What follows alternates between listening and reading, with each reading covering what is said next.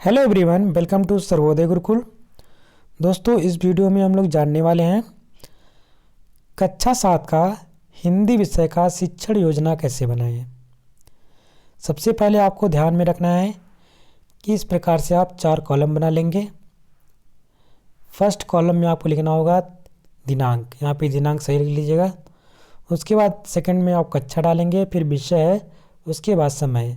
कक्षा हमारा 7 है, विषय क्या है हिंदी, और समय कितना है, अवधि हमारी है 40 मिनट की। पहली हेडिंग यहाँ पे पड़ेगी लर्निंग आउटकम या सीखने के प्रतिफल। इसमें लिखेंगे बच्चे अपने घर, परिवार, स्कूल, पढ़ाई के बारे में जान रहे हैं और बात कर रहे हैं। तो जो हमारा प्रकरण होगा उसके बारे में यहाँ पे बच्चे जो पहले से जान रहे होंगे वो चीज़ यहाँ पे लिखनी होगी। उसके बाद हमारी हेडिंग पड़ेगी प्रकरण। प्रकरण में क्या लिखेंगे, प्रकरण क्या हम पढ़ाने वाले हैं उसको लिखेंगे। तो आज का टॉपिक क्या होगा, आज का टॉपिक है स्कूल मुझे अच्छा लगा। उसके बाद आपको सीखने सिखाने की सामग्री का इस्तेमाल कौन कौन सा कर रहे हैं उसको यहाँ पे लिखना होगा। जैसे कि स्कूल का चित्र, श्यामपट्ट, चौक, डस्टर आदि चीज़ें यहाँ पे सीखने सिखाने की सामग्री के अंतर्गत आएंगी। उसके बाद आपको हेडिंग डाल लेना है सीखने सिखाने की प्रक्रियाएं या गतिविधियाँ। इसमें आपको इस प्रकार से पहले कॉलम बना लेने हैं। एक छोटा कॉलम रहेगा जिसको हम क्रम संख्या के नाम से जानेंगे। दूसरा हमारा चरण होगा, थोड़ा सा बड़ा कॉलम बनाएंगे। समय का थोड़ा छोटा कॉलम हो जाएगा। उसके बाद आकलन के तरीके, ये थोड़ा सा मीडियम में इसको बना लेंगे, ठीक है। क्रम संख्या का या नंबर 1 डाल लेंगे। इसमें लिखेंगे शिक्षण के प्रारंभ में। तो आपको पहले बात शिक्षण के प्रारंभ में, फिर शिक्षण के दौरान और शिक्षण के बाद, ये 3 चीज़ें आपको ध्यान में रखनी है। इनको लिखना है, आपके चरण के अंतर्गत ये चीज़ें आएंगी। मान लीजिए चैप्टर आपका बड़ा होता है तो उसको प्रथम दिवस, द्वितीय दिवस और तृतीय दिवस के रूप में हम उसको, जो हमारा शिक्षण के दौरान जो कार्यक्रम होगा वो दिवस के रूप में आगे बढ़ता जाएगा। अगर छोटा चैप्टर होता है तो हम छोटे में कंप्लीट कर सकते हैं। तो यहाँ पे छोटा सा चैप्टर होगा तो अगर छोटे में है तो कुछ क्वेश्चन ही करके हम इसको अपना कंप्लीट कर लेंगे, फाइल जो होगी। तो पहला चरण में क्या है, पहला चरण हमारा है शिक्षण के प्रारंभ में। सब शिक्षण के प्रारंभ में क्या क्या प्रश्न पूछने होते हैं, क्या क्या चीज़ें बातें करनी होती हैं उसको यहाँ पे लिखना होगा। और समय हमारा इसमें कितना होना चाहिए, 5 मिनट का समय रहना चाहिए।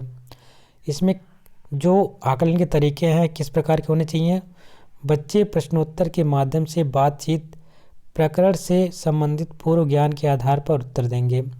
जैसे कि यहाँ पे लिखा हुआ है शिक्षक प्रकरण से संबंधित पूर्व ज्ञान के लिए बच्चों से कुछ प्रश्न करेंगे। पहला प्रश्न यहाँ पे है बच्चों सुबह उठकर तुम क्या करते हो। तो बच्चे उत्तर देंगे ब्रश, पूजा और नाश्ता। उसके बाद सेकंड प्रश्न आपका यहीं से बन जाएगा नाश्ता करके तुम कहाँ जाते हो। तो बच्चे बताएंगे स्कूल। फिर थर्ड प्रश्न यहीं से बन जाएगा स्कूल तुमको कैसा लगा। तो बच्चे बताएंगे स्कूल मुझे अच्छा लगता है। उसके बाद शिक्षण के दौरान, यानी पॉइंट नंबर 2 आपका आ जाएगा, क्रम संख्या नंबर 2 या खा आ जाएगा। शिक्षण के दौरान हेडिंग डालेंगे, इसमें लिखेंगे शिक्षक बच्चों को स्कूल, पुस्तक, श्यामपट्ट आदि से परिचित कराएगा तथा स्कूल में पढ़ाई कैसे होती है बताएगा। तदुपरांत प्रश्नोत्तरी द्वारा उसके ज्ञान की समझ को स्पष्ट करेगा। ये जो आपका शिक्षण के दौरान जो होगा वो कम से कम 20 से 25 मिनट का आपका समय इसमें लगेगा। उसके बाद ये कैसा कार्य होगा, ये सामूहिक कार्य होगा, इन पे परिचर्चा होगी।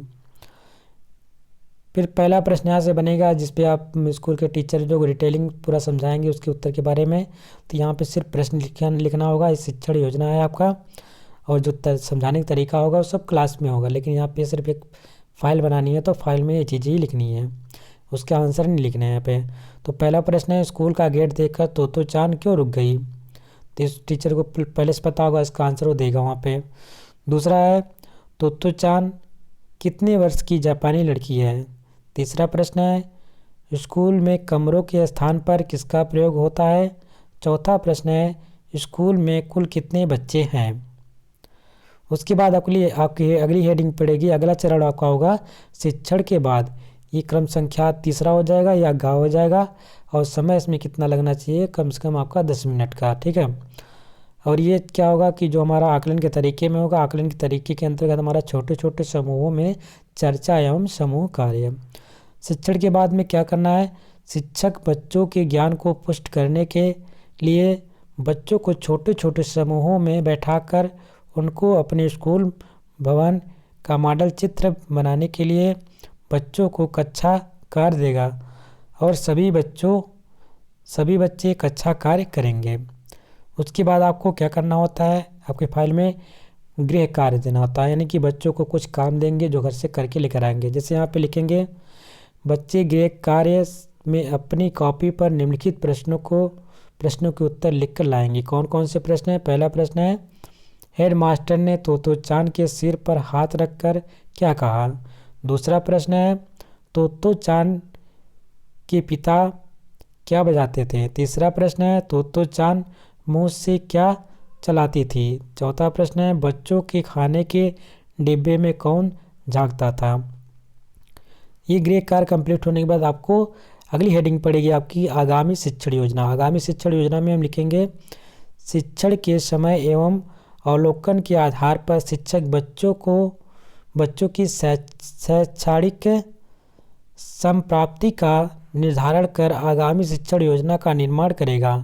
गतिविधियों समूह कार्य द्वारा बच्चों अवसर प्रदान कर उनके अधिगम स्तर की प्राप्ति की जाएगी। तो ये आपकी आगामी शिक्षण योजना के अंदर ये चीज़ें लिखना है कि बच्चे पिछले शिक्षण योजना में कौन सी चीज़ पर अटक रहे थे, कोई चीज़ कौन सी समझ नहीं आ रही थी, उसको समझाने के नए तरीके TLM के माध्यम से, चार्ट के माध्यम से, चित्र के माध्यम से जो हमारी से आगामी शिक्षण योजना होगी उसको हम बनाएंगे और उस पर फिर अगला हमारा शिक्षण योजना तैयार करेंगे। तो इस प्रकार से ये आपका शिक्षण योजना कंप्लीट होता है। आशा करते हैं आपको ये वीडियो अच्छी लगी होगी। अगर आपको वीडियो अच्छी लगी है तो इसको लाइक कर दीजिएगा, चैनल पर नए हैं तो चैनल को सब्सक्राइब कर लीजिएगा और वीडियो को शेयर कर दीजिएगा। मिलते हैं अगले वीडियो में, तब तक के लिए नमस्कार, जय हिंद।